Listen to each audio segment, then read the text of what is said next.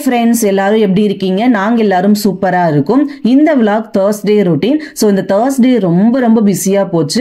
And 2 function வீடு, house warming function, அப்புறம் marriage function. பால்காட்சி வீடு வந்து அம்மா ஊரில் அண்ட் மேரேஜ் வந்து ஹஸ்பண்ட் ஊரில். ஸோ நான் அம்மா வீட்டுக்கு 2 டேஸ்க்கு முன்னாடியே வந்துட்டேன். 2 டேஸ் அம்மா வீட்டில் இருந்த மாதிரியும் இருக்கும், ஃபங்க்ஷன் வந்து அட்டன் பண்ண மாதிரியும் இருக்கும். மார்னிங் வந்து 4:30க்கெலாம் எழுப்பி விட்டுட்டாங்க ஃப்ரெஷ் ஆகிறதுக்காக. அண்ட் மெஹந்தி போட்டிருந்தேன் இல்லையா, ஸ்டெயின்ஸ் வந்து ரொம்பவே சூப்பராக வந்து இருந்துச்சு. நைட்டு வந்து நான் லெமன் ஜூஸும் சுகரும் மிக்ஸ் பண்ணி அப்ளை பண்ணியிருந்தேன். நினச்ச மாதிரியே ஸ்டெயின்ஸ் வந்து கிடச்சிருந்தது. இன்னைக்கு நான் வியர் பண்ணியிருக்கிற சாரீ வந்து என்னோட லாஸ்ட் இயர் ஆனிவர்சரிக்கு பர்ச்சேஸ் பண்ணது. இன்ஸ்டாகிராம் பேஜ்ல தான் பர்ச்சேஸ் பண்ணியிருந்தேன். ப்ளீட் எல்லாமே ரொம்ப சூப்பராக விழும். சம்மர் சீசனுக்குலாம் வியர் பண்ணுறதுக்கு ரொம்ப கம்ஃபர்டபுளாக இருக்கும். ஸோ நான் வியர் பண்ணி 1 இயர் ஆச்சு. அகெயின் இப்போ தான் வந்து வியர் பண்ணுறேன். நான் எப்போவுமே இதுப்பெல்லாம் ஃபங்க்ஷன் வந்துச்சு அப்படின்னா ப்ரீ ப்ளீட்டிங் பண்ணி வச்சுக்கிறேன். எனக்கு அது ரொம்பவே யூஸ்ஃபுல்லாக இருக்குது. மார்னிங் எழுந்து சாரீ கட்டுறதுலாம் நடக்காத ஒரு விஷயம். ஸோ நைட்டே வந்து நான் ப்ரீ ப்ளீட் பண்ணி வச்சுட்டேன். அதனால் மார்னிங் வந்து ரொம்பவே ஈஸியாக இருக்கும். பால்காட்சி வீட்டில் ஃபர்ஸ்ட் நடக்கிறது என்ன அப்படின்னா, கோமாதா பூஜை தான் வந்து நடக்கும். மாட்டுக்கு சந்தனம் குங்குமம் எல்லாம் வச்சு பூ போட்டு அதுக்கு ஒரு டவல் எடுத்து கொடுத்து பழம் கொடுத்து அதுக்கப்புறமா வீட்டுக்கு வந்து கூட்டிகிட்டு வருவாங்க. ஸோ அதுதான் ஃபர்ஸ்ட் நடக்கிறது. அதுக்கப்புறமா ஒரு வழக்கம் என்ன அப்படின்னா, உப்பு தேங்காய் பத்தி சூடம் இதெல்லாம் வாங்கிட்டு போயிட்டு சாமி கும்பிட்டுட்டு வருவாங்க. அது இன்னொரு வந்து வழக்கம். ஸோ நானும் அது மாதிரி வாங்கிட்டு போய் வச்சுட்டு சாமி கும்பிட்டுட்டு வந்துட்டேன். ஸோ கிச்சனில் ஃபர்ஸ்ட் பால் காய்ச்சி முடிச்சுட்டு அதுக்கப்புறமா சக்கரை பொங்கல் ரெடி பண்ணுவாங்க. ஒரே ஒரு அடுப்பு தான் வந்து வைப்பாங்க. நான் பால் வந்து குடிக்க மாட்டேன் தான், பட் ஃபார்மாலிட்டிக்கு குடிக்க சொல்லுவாங்க. ஸோ கொஞ்சமாக மட்டும் வாங்கி குடிச்சிட்டு அப்படியே பூஜையில் வந்து நானும் வந்து கலந்துக்கிட்டேன். ஸோ பூஜை வந்து ரொம்பவே சூப்பராக நடந்துச்சு. இப்போ இந்த வீடு பால் காய்ச்சிற வந்து என்னோட ஃப்ரெண்டு தான். நாங்கள் ஃபஸ்ட் ஸ்டாண்டர்ட்லேருந்து 10th வரைக்குமே ஒன்றா தான் படித்தோம். ஸோ வில்லேஜில் பக்கத்து வீடு அப்படின்னாலே ரிலேட்டிவ் மாதிரி தானே. ஸோ அந்த மாதிரி தான் இருப்போம். அண்ட் நாங்கள் 2 பேருமே ஒன்றா படித்ததுனால கொஞ்சம் க்ளோஸும் கூட.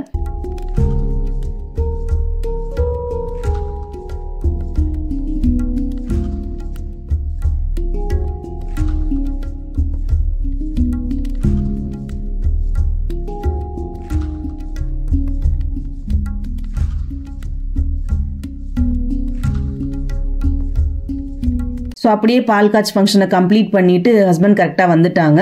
அண்ட் சாப்பிட்டு முடிச்சுட்டு அப்படியே மேரேஜ் ஃபங்க்ஷன் வந்து போயிட்டோம். மேரேஜ் வந்து முகூர்த்தம் 10:30 to 11 தான். ஸோ நாங்கள் கரெக்டாக போகிறப்போ வந்து தாலி கட்டியிருந்தாங்க. அப்படியே கொஞ்சம் நேரம் இருந்துட்டு வீட்டுக்கு வந்தாச்சு.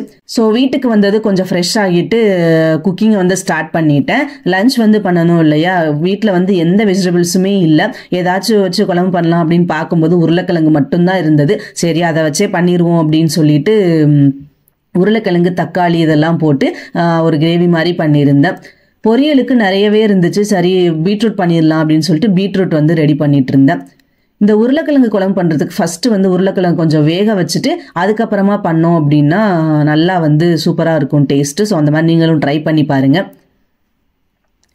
ஸோ பாப்பாவுக்கு மட்டும் ஒரு முட்டை வந்து வேக வச்சிடலாம் அப்படின்னு சொல்லிட்டு பாப்பாவுக்கு மட்டும் முட்டை வேக வச்சுருந்தேன். ஏன்னா பீட்ரூட் வந்து முன்னாடி சாப்பிட்டாங்க, இப்போ வந்து எடுத்துக்கவே மாட்டுறாங்க எது கொடுத்தாலும்.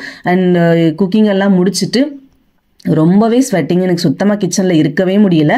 எப்படா வெளியில் போவோம் அப்படின்னு இருந்துச்சு. நான் ஃபர்ஸ்டே வந்து தயிரை வந்து வாங்கி வச்சுருந்தேன். சரி மோர் வந்து குடிச்சாதான் நல்லாயிருக்கும் அப்படின்னு சொல்லிட்டு அதை ரெடி பண்ணேன். நான் எப்படி மோர் பண்ணுறேன் அப்படின்னா, ஒரு பச்சை மிளகா, கொஞ்சம் சீரகம், கொஞ்சம் கறிவேப்பிலை போட்டு நல்லா இதை வச்சு இடிச்சுக்கோங்க. ஸோ மிக்சியில் போடாதீங்க, அது போட்டால் டேஸ்ட் வந்து அவ்வளோவா கிடைக்காது. இந்த மாதிரி இடிச்சிங்க அப்படின்னா டேஸ்ட் வந்து ரொம்பவே சூப்பராக இருக்கும். ஸோ இந்த மாதிரி நல்லா 1-2 தட்டிட்டு மோர் ப்ரிப்பேர் பண்ணுங்கள். ரொம்ப சூப்பராக வந்து உங்களுக்கு டேஸ்ட்டாக இருக்கும். எனக்கு வந்து இந்த மோரில் இது ஒரு மாதிரி ஏடு வரும். ஸோ அது எனக்கு சுத்தமாக பிடிக்காது. ஒரு மாதிரி வாமிட் வர மாதிரியே ஃபீல் ஆகும். அதனால் நான் என்ன பண்ணுவேன் அப்படின்னா, ஃபஸ்ட்டு தயிரை ஊற்றி நல்லா பீட் பண்ணுவேன். அப்படி பீட் பண்ணிங்க அப்படின்னா நல்லா க்ரீமியாக வந்து கிடைக்கும். அப்போ வந்து உங்களுக்கு அந்த குடிக்கும்போது அந்த ஏடு வந்து தெரியாது. ஸோ அதுக்காகவே நான் வந்து ஒரு 5 minutes கிட்ட தயிரை வந்து நல்லா பீட் பண்ணி எடுத்துப்பேன். நான் பீட் பண்ணிவிட்டு காமிக்கிறேன் உங்களுக்கு எப்படி கிடைக்குது அப்படின்னு சொல்லிட்டு. இப்போ பாருங்கள், நல்லா க்ரீமி மாதிரி ஃப்ரெஷ் க்ரீம் மாதிரி உங்களுக்கு ஃபீல் ஆகும். ஸோ நல்லா சூப்பராக இருக்கும்.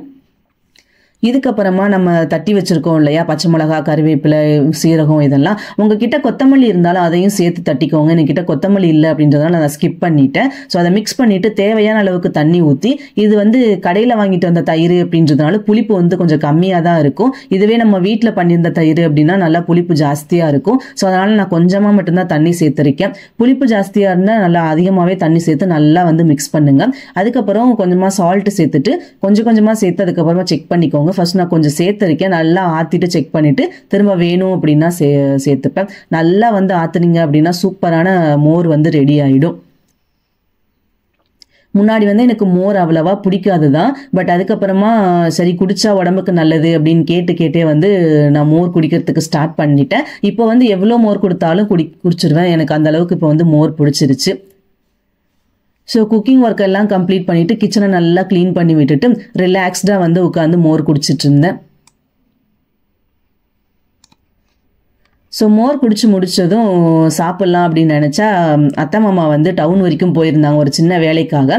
அண்ட் ஃபர்ஸ்ட் டே கால் பண்ணியிருந்தா நான் லஞ்சே பண்ணியிருக்க மாட்டேன். ஸோ அதுக்கு நாங்கள் பிரியாணி வாங்கிட்டு வரோம், சாப்பிட வேண்டாம் அப்படின்னு சொல்லிட்டாங்க. ஸோ லஞ்ச் ஆல்ரெடி பண்ணியிருந்தேன். சரி ஓகே நைட்டுக்கு வச்சுக்கலாம் அப்படின்னு சொல்லிட்டு பிரியாணி வந்து சாப்பிட்டுட்டோம். மட்டன் பிரியாணியும் சிக்கன் பிரியாணியும் தான் வாங்கிட்டு வந்திருந்தாங்க.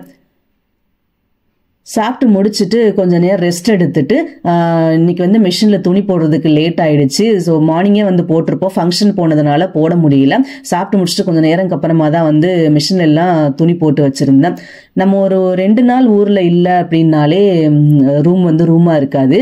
இது வந்து ஒரு ஆல்ரெடி 1 வீக் போயிருந்தோமா, அகெயின் 2 days வர ஆச்சா. ஸோ மொத்தமாக வந்து 9 daysக்கு மேலே வந்து ரூமில் இல்லை.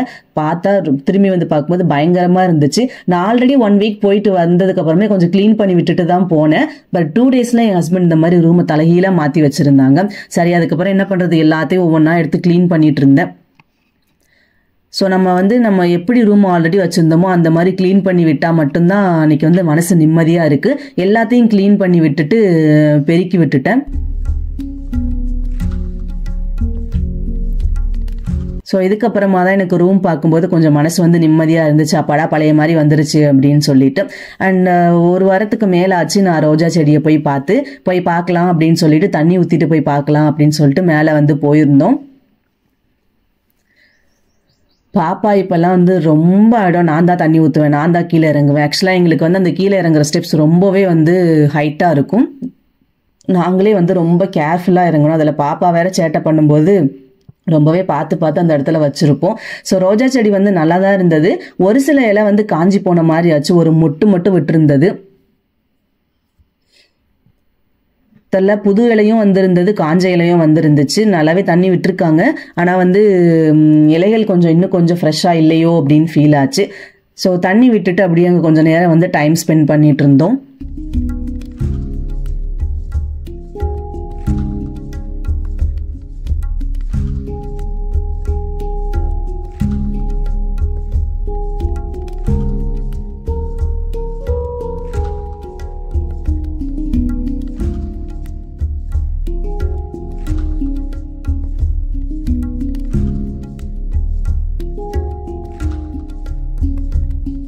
நைட் டின்னருக்கு ஆல்ரெடி பண்ண சாதம் வந்து யாருமே சாப்பிடலையா, சரி அதுவே நம்ம வச்சுட்டு பாப்பாக்கு மட்டும் தோசை ஊற்றலாம் அப்படின்னு சொல்லிட்டு தோசை ஊற்றினேன். நிறைய பேர் பர்சனலாக இந்த தோசைக்கல்லை பற்றி கேட்டிருந்தாங்க வீடியோஸ் பார்த்துட்டு. ஸோ இதை பற்றி நான் சொல்கிறேன். இது வந்து நான் லோக்கல் ஸ்டோரில் தான் பர்ச்சேஸ் பண்ணியிருந்தேன். இது வந்து ப்ரீ சீசன்டு தோசைக்கல் தான். பட் நான் எதுக்கும் பண்ணிக்கலாம் அப்படின்னு சொல்லிட்டு ஃபர்ஸ்ட் டைம் வாங்கிட்டு வரும்போது நல்லா வந்து சோப் வச்சு விளக்கிட்டு அதுக்கப்புறமா கொஞ்சம் ஆனியன் கட் பண்ணி கொஞ்சம் ஆயில் சேர்த்துட்டு நல்லா வந்து ஃப்ரை பண்ணி எடுத்துக்கிட்டேன்.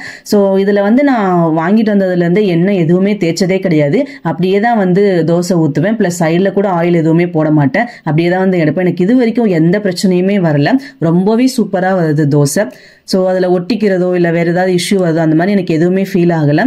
ரொம்ப ரொம்ப சூப்பராகவே வந்துச்சு தோசை. இதோட ப்ரைஸ் வந்து 950. ஆனால் பயங்கர வெயிட்டாக இருக்கும். கல் சூடாகிறதுக்கு கொஞ்சம் லேட் ஆகும். பட் சூடாயிடுச்சு அப்படின்னா தோசை வந்து ரொம்ப சீக்கிரமாகவே வந்து ரெடி ஆகிடும். அதே மாதிரி கல் வந்து ஆஃப் பண்ணதுக்கப்புறம் ஒரு 1 ஹவருக்கு அந்த சூடு அப்படியே தான் இருக்கும். நீங்கள் ஒரு ஸ்டவ் ஆஃப் பண்ணிட்டு ஒரு ஆம்லேட் போட்டால் கூட அப்படியே வந்து ரெடி ஆகும். அந்த அளவுக்கு கல் வந்து ஹீட்டாக இருக்கும். பயங்கர வெயிட்டு தூக்கும்போது ரொம்பவே கேர்ஃபுல்லாக தான் தூக்கணும். ஸோ அதை நான் எப்படி மெயின்டைன் பண்ணுறேன் அப்படின்னா 2 daysக்கு ஒன்ஸ் வந்து நல்லா விம் ஜெல் விட்டு வாஷ் பண்ணிவிட்டு அப்படியே வந்து காய வச்சு எடுத்து வச்சிடுவேன். இந்த மாதிரி தான் நான் மெயின்டைன் பண்ணுறேன். ஸோ வேறு ஏதாச்சும் மெயின்டெனன்ஸ் இருந்தால் எனக்கு மறக்காமல் சொல்லுங்கள், அதையும் நான் ட்ரை பண்ணி பார்க்குறேன். ஸோ ரைஸ் இருந்துச்சு, எல்லாருக்கும் ஒரு ஆம்லேட் மட்டும் போட்டு ரைஸ் வச்சுட்டு சாப்பிட்டு ரைஸை காலி பண்ணியாச்சு. என் ஹஸ்பண்ட் வந்து மேரேஜ் ஃபங்க்ஷனுக்காக சென்னை போயிருந்தாங்க. எனக்கு வந்து சர்ப்ரைஸாக ஒன்று வந்து வாங்கிட்டு வந்திருந்தாங்க. நைட் வந்து தான் எனக்கு இது கொடுத்தாங்க, இதை வாங்கிட்டு வந்திருந்தேன் அப்படின்னு சொல்லிட்டு. ரொம்ப நாளாக நான் ஆசைப்பட்ட ஒரு ஜிமிக்கி, இந்த மாதிரி ஒன்று வாங்கணும் அப்படின்னு சொல்லிட்டு ரொம்ப நாளாக வந்து ஆசைப்பட்டுட்டு இருந்தேன். அதை சொல்லிட்டும் இருந்தேன், பட் வாங்க முடியாமலே இருந்துச்சு. இன்னைக்கு வந்து சர்ப்ரைஸாக வாங்கிட்டு வந்தேன். எனக்கு இதுதான் ஃபர்ஸ்ட் டைம், இந்த மாதிரிலாம் முன்னாடி பண்ணதே கிடையாது. எனக்கு ரொம்பவே ஷாக்கிங்காக இருந்துச்சு. ரொம்ப க்யூட்டாக நல்ல பேர்ல்ஸ்லாம் வச்சு ரொம்ப அழகாக இருந்தது. எனக்கு அதை கண் எடுக்கவே மனசே இல்லை. அப்புறம் இந்த பேங்கிள்ஸ் வாங்கிட்டு வந்திருந்தாங்க. எனக்கு வந்து கை மொழி வந்து பெருசு, ஆனா உள்ள வந்து சின்ன கையா தான் இருக்கும். எனக்கு அந்த மொழியில வந்து வளையல் போகிறது ரொம்பவே கஷ்டமா இருக்கும். அதுக்கு நான் ஒரு சின்ன ட்ரிக் யூஸ் பண்ணுவேன். ஒரு கவர் இந்த மாதிரி கையில போட்டுட்டு வளையல போட்டீங்க அப்படின்னா பெயின் இருக்காது, பிளஸ் வந்து ஈஸியா உள்ள வந்து வளையல் இறங்கிடும். நம்ம ஏதாச்சும் இங்க வெளியில போகும்போது அர்ஜென்ட்டா போவோம், அப்போ வந்து வளையல் போடுறது என்ன பண்ணுவோம், சோப்பு யூஸ் பண்ணி கழுவி செஞ்சு போடுவோம், அப்போ ட்ரெஸ் எல்லாம் நனையும். ஸோ அதுக்கு பதிலாக இந்த மாதிரி ஒரு கவர் போட்டுட்டு பண்ணீங்க அப்படின்னா ரொம்பவே சூப்பரா உள்ள போயிடும். இதை விட ஸ்ட்ராங்கா கவர் இருந்தாலும் பெயின் ரொம்பவே கம்மியாகும். ஸோ நான் ஜிமிக்கி வியர் பண்ணி பார்த்தேன், எனக்கு ரொம்ப ரொம்ப பிடிச்சிருந்தது. இது எனக்கு எப்படி இருக்கு அப்படின்னு மறக்காம கமெண்ட் பண்ணுங்க. இந்த Thursday எனக்கு இந்த மாதிரி தான் வந்து போச்சு. நான் பருப்பு சாதம் வந்து ஷேர் பண்ணியிருந்தேன் அப்படின்னு சொல்லியிருக்கேன் இல்லையா, ஸோ நான் வந்து இந்த வீடியோவில் ஷேர் பண்றேன். ஸோ அதே மாதிரி நீங்களும் ட்ரை பண்ணி பாருங்க. பருப்பு சாதம் பண்றதுக்கு ஃபர்ஸ்ட் ஒரு மசாலா வந்து ரெடி பண்ணணும். அதை ரெடி பண்ணிக்கலாம். அதுக்கு ஒரு 20 சின்ன வெங்காயம், நல்லா பழுத்த தக்காளி 2, 10 பல் பூண்டு நல்லா தோல் உரிச்சிட்டு சேர்த்துக்கோங்க. 1/4 டீஸ்பூன் அளவுக்கு சீரகம், 1/4 டீஸ்பூன் அளவுக்கு சோம்பு, கொஞ்சம் பெருங்காயத்தூள். உங்ககிட்ட பெருங்காயம் கட்டி இருந்துச்சு அப்படின்னாலும் அதை நல்லா இடிச்சிட்டு அதுக்கப்புறமா சேர்த்துக்கோங்க. ஸோ பெருங்காயத்தூள் சேர்த்ததுக்கு அப்புறமா ஒரு நெல்லிக்காய் சைஸ் அளவுக்கு புளி சேர்த்துட்டு ஃபர்ஸ்ட் இந்த இதை வந்து கொஞ்சம் அரைச்சிட்டு வந்துடலாம். அதுக்கப்புறமா நம்ம காரத்துக்கு வந்து சேர்த்துக்க போறோம்.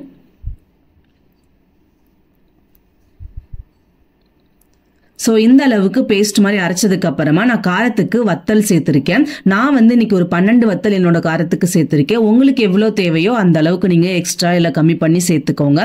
இது எல்லாத்தையும் சேர்த்துட்டு நல்லா ஃபைன் பேஸ்டா கொஞ்சம் கொஞ்சமா தண்ணி சேர்த்து ஃபைன் பேஸ்டா அரைச்சு எடுத்துட்டு வந்துடலாம். ஸோ இந்த அளவுக்கு உங்களுக்கு கலர் வந்து கிடைச்சிருக்கும். இப்போ ஒரு குக்கர் வச்சுக்கலாம். குக்கரை வந்து நல்லா ஹீட் பண்ணிக்கலாம். இது ரொம்ப ரொம்ப ஈஸியான ஒரு ரெசிபி. ஸோ சீக்கிரமாவே பண்ணி முடிச்சிடலாம். ஸோ குக்கர் நல்லா வந்து ஹீட் ஆயிடுச்சு. இதில் ஃபர்ஸ்ட் ஒன் என்ன அப்படின்னா நல்லெண்ணெயில் தான் இந்த பருப்பு சாதம் வந்து பண்ணணும். அப்போ தான் டேஸ்ட் ரொம்ப சூப்பராக இருக்கும். எண்ணெய் நல்லா சூடானதும் கடுகு உளுத்தம் பருப்பு சேர்த்துருக்கேன், கொஞ்சம் கருவேப்பிலை, எண்ணெய் கொஞ்சம் ஜாஸ்தியாகவே சேர்த்துக்கோங்க. ஸோ கருவேப்பிலை சேர்த்துட்டு நம்ம ரெடி பண்ணி வச்சிருக்கோம் இல்லையா மசாலா, அதையும் சேர்த்துக்கலாம். இப்போ இதை வந்து ஸ்லோ ஃப்ளேமில் வச்சுட்டு மசாலா சேர்த்துக்கோங்க. ஏன்னா இது எண்ணெயில் போட்ட உடனே அப்படியே வந்து தெறிக்க ஸ்டார்ட் பண்ணும், அப்போ வந்து மேலே பட்டுரும். ஸோ அதனால் வந்து ஸ்லோ ஃப்ளேமில் வச்சுட்டு அதுக்கப்புறம் மசாலா சேர்த்துட்டு அந்த ஜார்லேயே கொஞ்சமாக தண்ணி சேர்த்து கொஞ்சம் மிக்ஸ் பண்ணி விட்டுருங்க.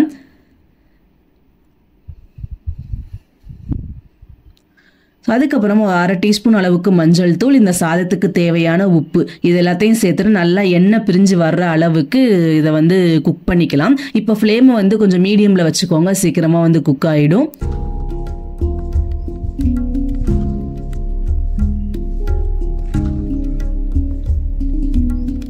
ஸோ நல்லா மிக்ஸ் பண்ணி விட்டுட்டு இப்போ நல்லா நம்ம ஊற்றின எண்ணெய் எல்லாமே பிரிஞ்சு வரணும். இப்போ பார்த்தீங்க உங்களுக்கு நல்லா தெரிஞ்சிருக்கும், எண்ணெய் எல்லாமே மேலே வந்துருச்சு.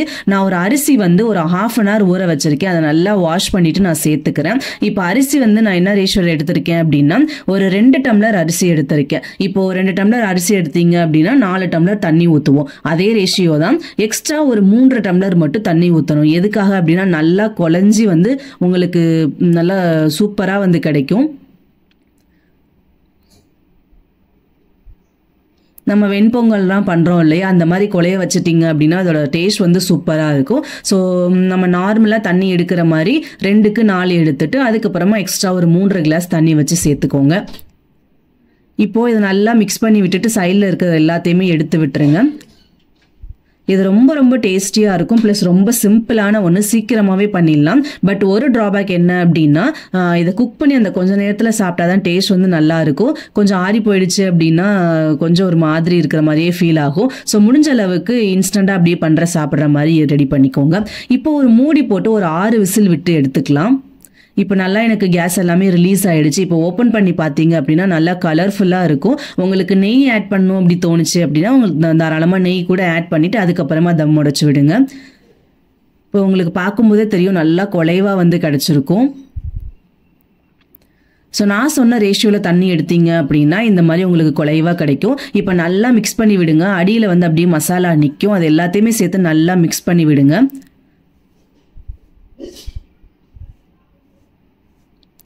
நான் வந்து இன்னைக்கு உருளைக்கிழங்கு பொரியல் வந்து எடுத்திருக்கேன். இதுக்கு உருளைக்கிழங்கு, அப்பளம், அப்படி இல்லைனா முட்டை, இல்லை அட்லீஸ்ட் ஊறுகாய் கூட வச்சா கூட ரொம்பவே சூப்பராக இருக்கும். ஸோ நீங்களும் வீட்டில் ட்ரை பண்ணிட்டு எப்படி இருக்கு அப்படின்னு மறக்காம கமெண்ட்ஸில் சொல்லுங்க.